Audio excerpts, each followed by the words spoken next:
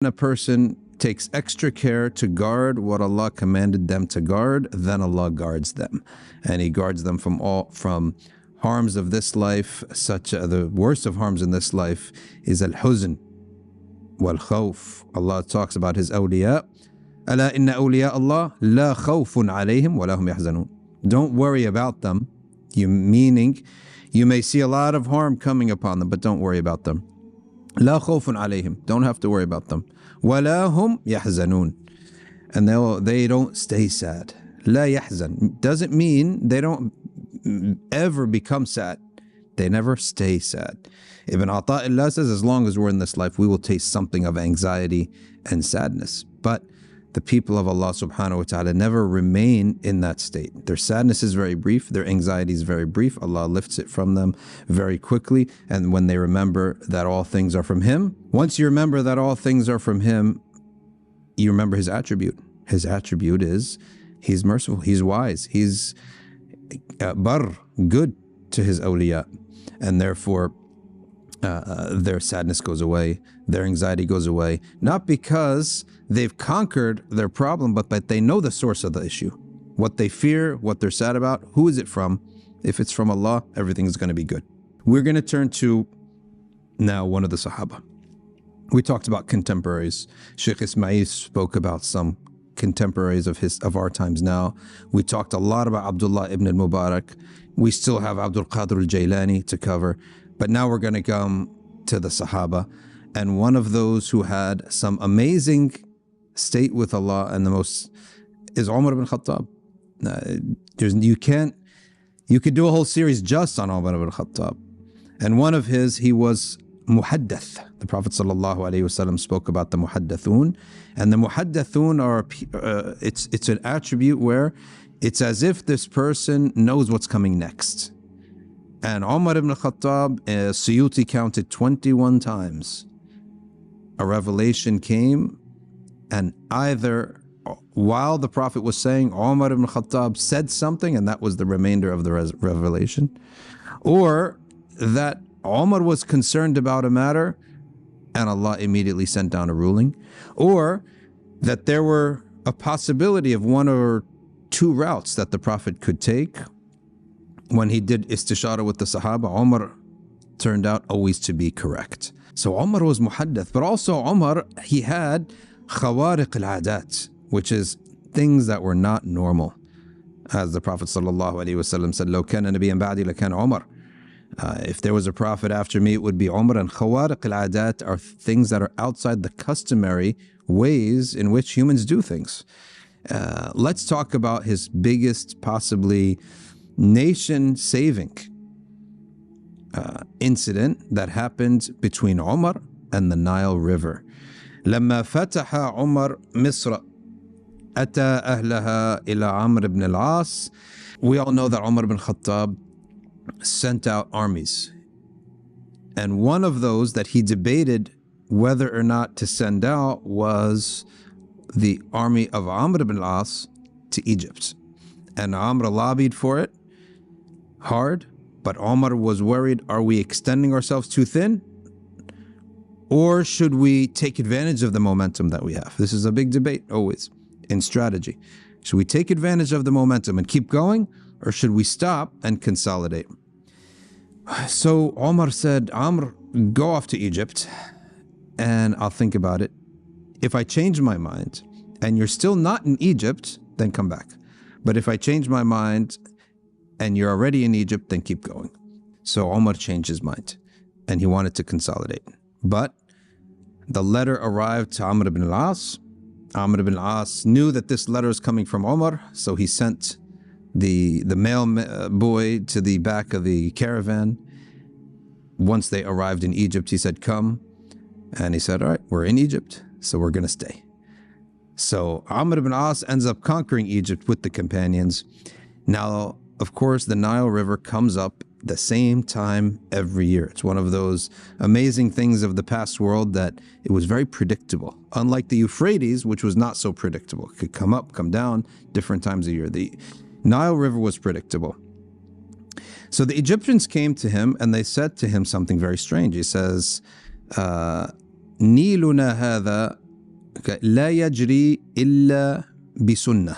There is a sunnah, there is a custom we have to do in order for this Nile to rise.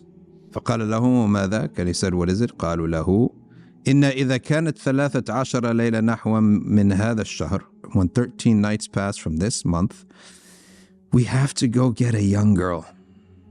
A young virgin girl, we have to take her from her parents. We have to dress her up, and we give some of her parents some money, and we dress her up with jewelry and nice clothes. أفضل ما يكون ثم ألقيناها في النيل. Then we have to sacrifice her and throw her into the Nile. It's like a human sacrifice. This is common in pagan cultures. Got to do these human sacrifices, and the origin of that is demons and shayateen want that. So they'll scare the people until they give them what they want, or they'll deprive them until they give them what they want. So Amr says, إن هذا شيء لا يكون في الإسلام. You can't do this in Islam. When الإسلام يهدم ما كان قبله, Islam comes to destroy all these forbidden customs. Can't kill somebody to get water and feed everybody else. فأقاموا 3 أشهر لا يجري قليلا ولا كثيرا. 3 months the Nile did not rise, not a little nor a lot, until he wrote to Umar ibn al-Khattab. He says, إنك أصبت بالذي فعلت. Umar wrote back to him, you've done well that you stopped this custom. إن الإسلام يهدم ما قبله. Islam destroys these false customs. وكتب إلى عمرو إني قد بعثت إليك. He said, Amr, I'm sending to you a letter. Okay, a letter. فألقها في النيل إذا وصل كتابي إليك. I'm sending you another letter. Inside of this letter, throw it in the Nile. فلما قدم كتاب عمر, when this letter arrived, it says to Amr ibn al-As, فإذا فيها مكتوب, it said in it, from Abdullah, from the slave of Allah, Umar, Amir al-Mu'mineen, prince of believers. Amir, or leader of believers. He's not going to call himself prince, but leader of believers. Amir al-Mu'mineen. إلى نيل مصر, to the Nile of Egypt. Umar writes a letter to the Nile of Egypt. أما بعد فإن كنت إنما تجري من قبلك, if you rise and move on your own, then don't rise for us. وإن كان الله الواحد القهار, if Allah, the only dominant force, القهار, هو مجريك, He is the one who runs you. فنسأل الله الواحد القهار أن يجريك. Then we're going to ask Allah to move you. فألقى البطاقة في النيل قبل يوم الصليب بشهر. Before the special Christian holiday by a month, they threw this letter into the Nile. فقد تهيأ أهل مصر للجلاء والخروج فإنه لا تقوم مصلحتهم فيها إلا بالنيل. And everyone is waiting because they can't eat without the Nile. They can't farm. أصبحوا وقد أجراه الله. The next day, the Nile rose up. أجراه الله تعالى 16 ذراعا في ليلة واحدة. 16 yards up in one night. فقطع الله تلك السنة عن أهل مصر إلى اليوم. So the people of Egypt never had to do this ritual again. And so here you have the wali of Allah. He knows even the Nile. It's a creation that has its own type of existence and its own type of life force. And for us, a life force is something that hears, that speaks, that has self-consciousness, but that doesn't mean there are lesser life forces. So an animal doesn't speak, doesn't think the way we think, doesn't speak the way we speak. They do speak.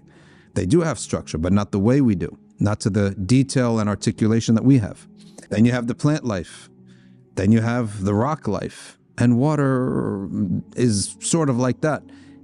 They all do actually have a kind of life, but is inferior to our form of life and our level of life. And here you have Umar ibn al-Khattab speaking to it and reminding it that you're going to run by Allah Ta'ala whether you like it or not. And that's one of the ways in which, by karama, Umar ibn al-Khattab benefited the entire nation of Egypt. So we've turned to Umar ibn al-Khattab and his various karamat in which he interacted with what we would call nature. He wrote a letter to the Nile.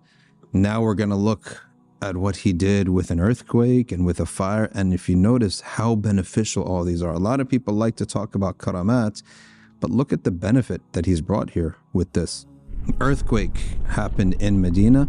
Umar ibn al-Khattab took his stick and he hit the earth. وَقَالَ أُسْكُنِي بِإِذْنِ اللَّهِ. Rest, be tranquil by the permission of Allah. And he says, Ya ard uskuni alam a'dil alayki fasakanat. He says, haven't I been just on you?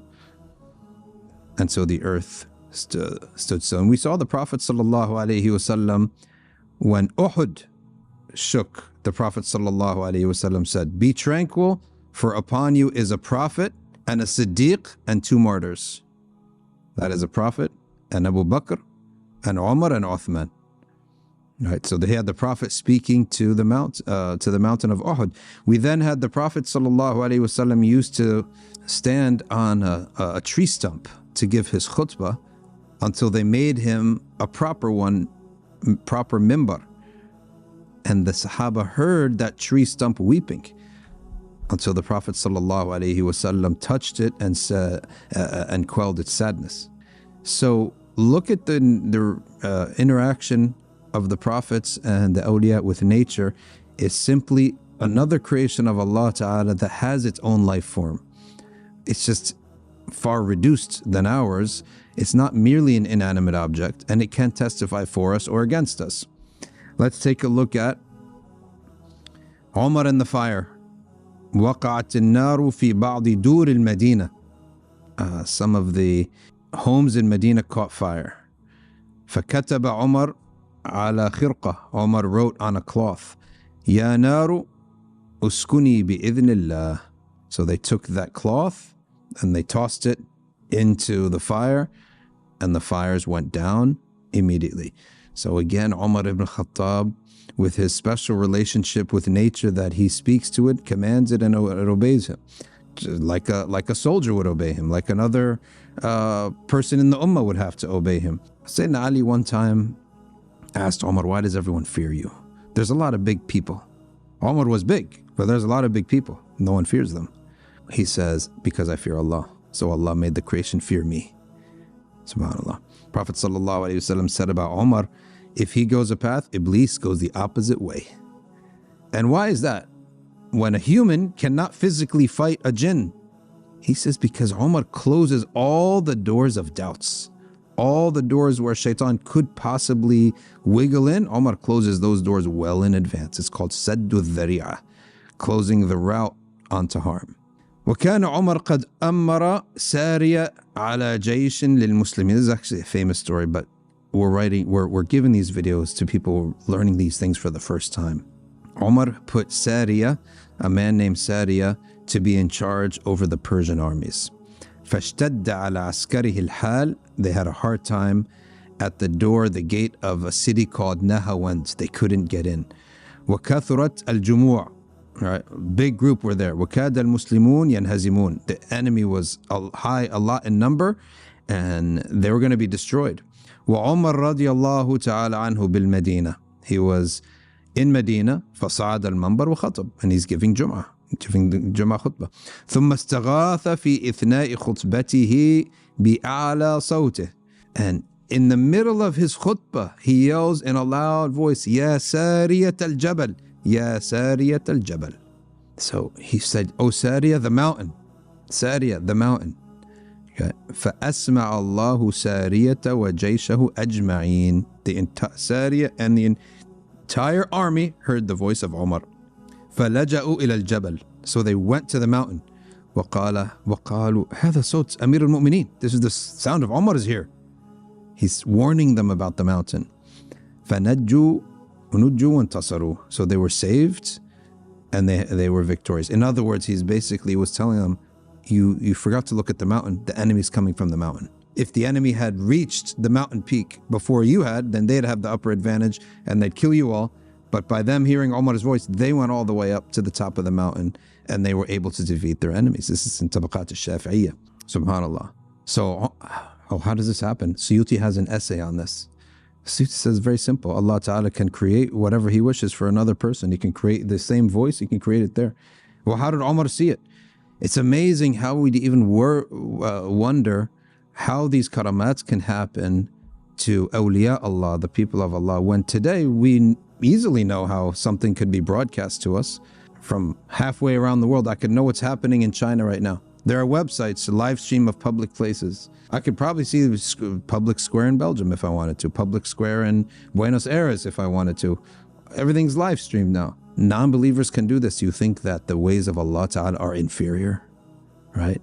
The ways of Allah are not inferior. So Allah Ta'ala showed him the image of Sariya while he's giving the Jum'ah khutbah, and he created his voice, replicated his voice in Persia so that he could hear his voice there. And subhanallah, Omar ibn al-Khattab saves the entire army through these karamat. Sallallahu ala Sayyidina Muhammad wa ala alihi wa sahbihi.